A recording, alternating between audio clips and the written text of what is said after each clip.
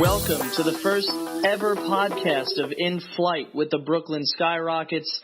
I'm Joe Sokoa. This is a brand new podcast that we'll be bringing to you weekly for the brand new ABA franchise, the Brooklyn Skyrockets. And you're wondering, is the ABA still around? Well, that's a question that I can answer for you. Yes, it is.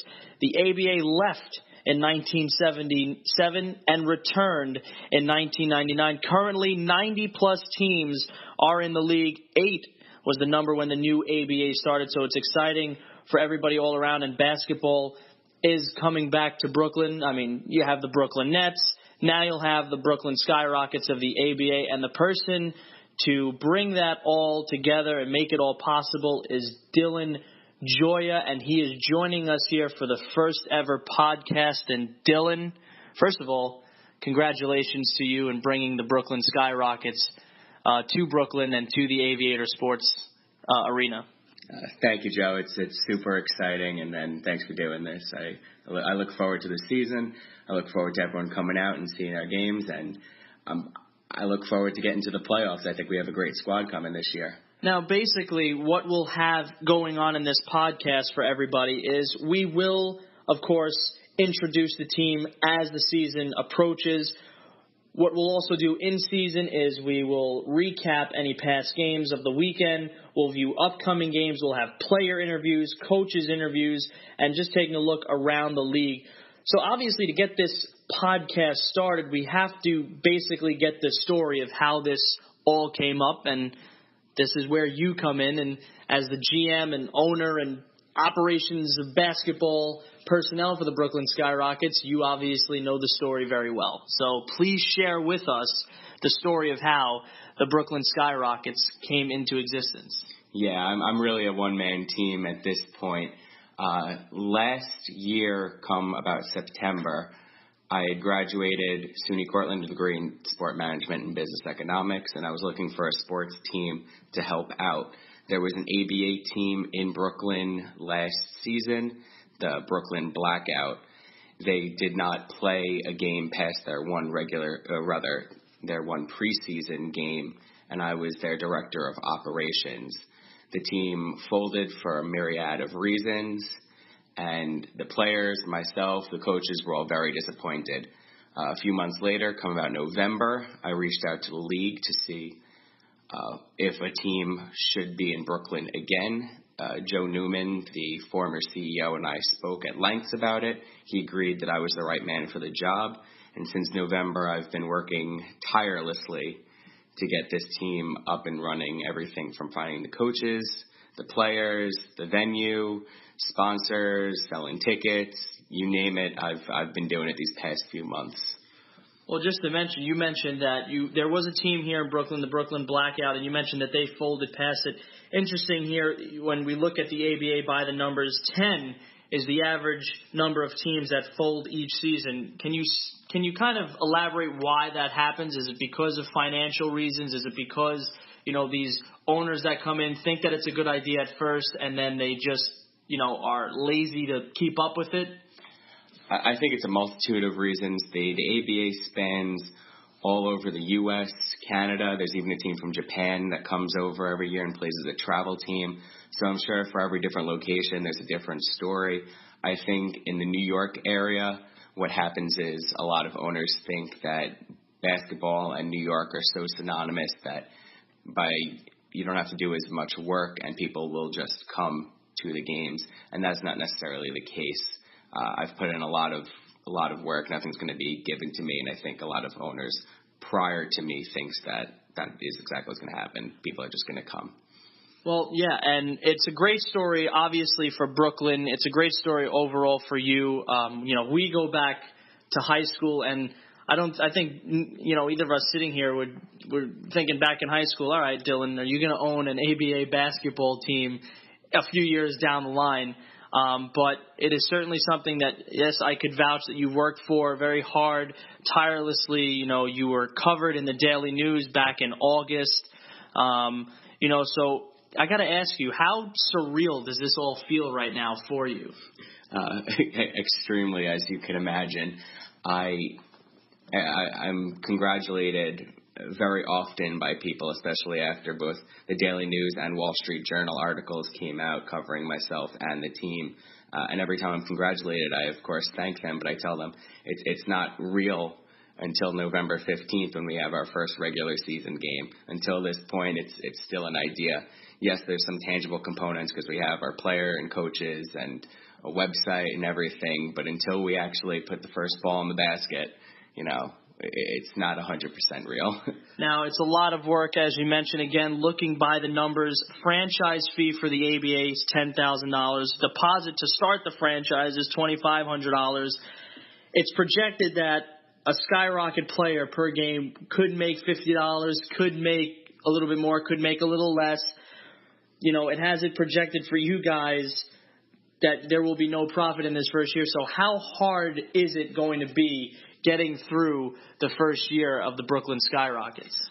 Well, although we're a basketball team, we are a business, and every business in the first few years are operating at either a loss or a break-even. I'd be very happy with a break-even point.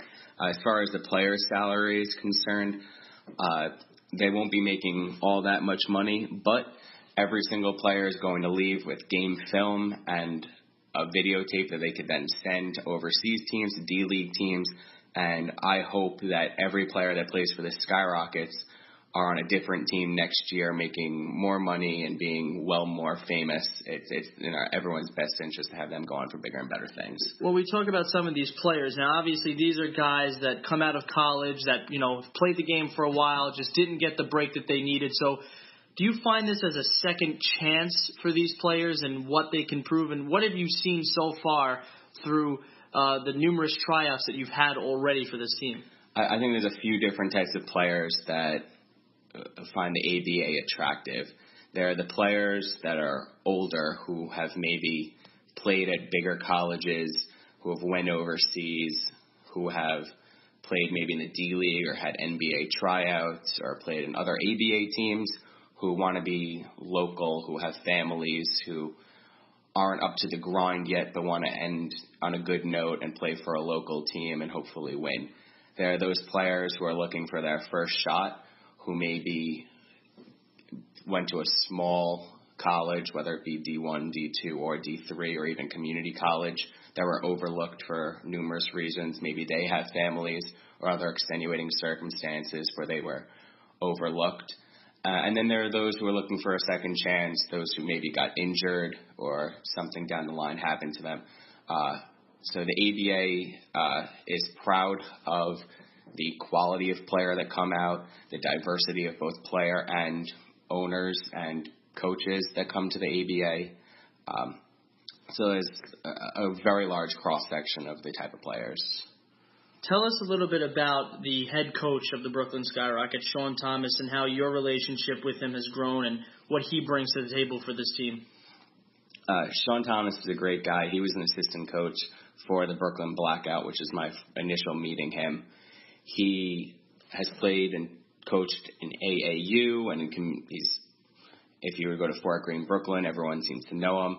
He's a great scout. He has no problem going up to a guy on the street who looks like he may have played basketball and just starting to talk to him about it. He has a great relationship. He's a really good communicator. The guys, all the players always seem to like him. This will be his first, big shot at a coaching gig, so I'm excited to see what he can do. Now, for all of the uprising and upcoming fans of the Brooklyn Skyrocket, can you just elaborate a little bit what the Brooklyn Skyrockets kind of have to offer for the upcoming season? Maybe tell us a little bit about the website. Of course, people listening to this podcast, what can they look forward to for when Brooklyn Skyrockets tip off for their first ever season? So the fantastic thing about the ABA is it's designed to be more community driven. Ticket prices are a lot cheaper than other venues, so a whole family can come and enjoy themselves. Our stadium is at Aviator Sports and Event Center, which you can come and catch a basketball game, but you can also go to an open ice skating. You can rock climb. You can go to an arcade. You can eat there. You could join the gym and do some CrossFit if you wanted to. So you can make a whole day out of it. The ABA is designed, as I said, to be more community-driven, so we'll be out going to schools and community centers, running clinics and talking about anti-bullying and promoting reading habits.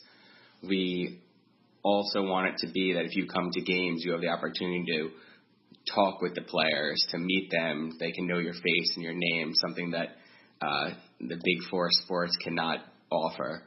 So if you come out to a game, you'll very much enjoy yourself and have a different experience than any other sporting event.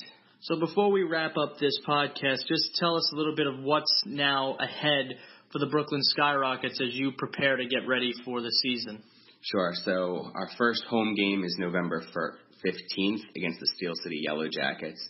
Our first game of the season is an away game against the Philadelphia Spirit. That's November 8th, and we have a preseason game October 25th against the Philadelphia Spirit. So right now we're working with players to finalize their contracts, so the official roster will be released soon. We will then start practicing and gearing up towards, winning those first few games and then hopefully winning out and going to the playoffs.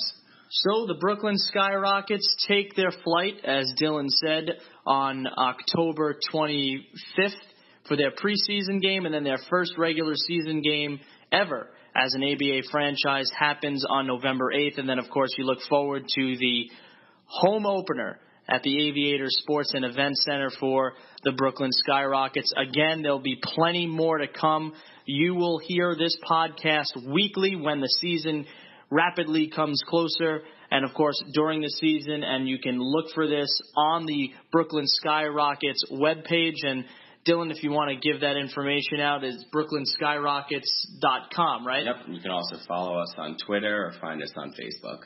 So there you go, all the social media outlets. And once again, this podcast will be called In Flight with the Brooklyn Skyrockets, and you'll be hearing a lot of me as well on the podcast and during the regular season when we kick off the broadcast. Once again, I'm Joe Sokoa, and I want to thank Dylan Joya for joining us for this first ever podcast of In Flight with the Brooklyn Skyrockets.